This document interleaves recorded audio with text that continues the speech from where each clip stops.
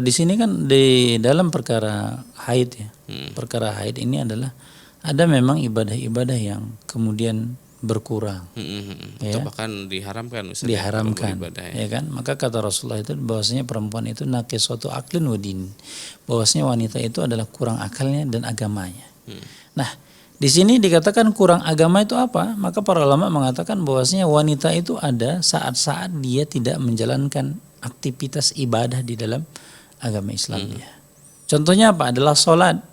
Jadi wanita kalau seandainya Ustadz saya timbang kosong waktu, saya sholat aja lah, sholat zuhur, biarpun pada asalnya nggak sholat, nggak boleh ya. Apakah boleh dilakukan? Nggak boleh. Maka jatuhnya kepada perkara yang haram. Puasa misalnya. Ketika orang lain puasa kayaknya nggak nyaman lah kita makan. Atau malas lah untuk mengqadha nanti gitu. Iya kan? Atau dikatakan malu faktornya. Maka boleh nggak? Maka nggak boleh. Ya, kalau dijalankan pun maka dia akan jatuhnya kepada dosa.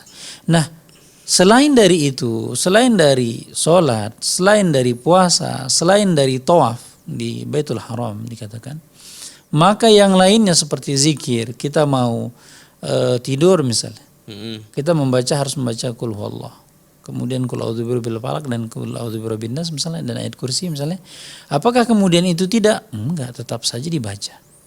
Zikir-zikir, berselawat kepada Rasulullah sallallahu alaihi wasallam, ayat-ayat yang kita hafal kemudian untuk agar tidak lupa mengulangnya, bolehkah? Maka harus. Kalau enggak nanti hafalannya berantakan. Dan zikir-zikir harus tetap kita baca. Ketika kita mau tidur, bangun dari tidur, kita mau makan, semua zikir kepada Allah Subhanahu wa taala itu harus dilakukan. Jangan kemudian mengatakan aku lagi libur. Libur total bukan. Yang dimaksud di sini yang tidak dibolehkan adalah sholat, puasa dan tawaf. Maka selain itu harus dilakukan seperti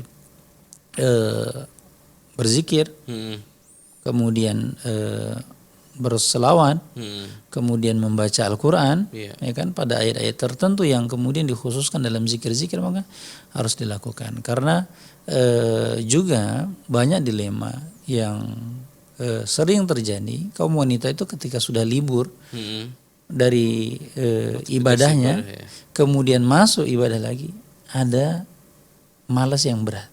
Ya kan, berat untuk melakukan ibadah lagi. Karena dan itu mungkin pas libur total gitu ya. Dan itu yang berbahaya bagi wanita yang harus untuk diperhatikan. Allah Ta'ala.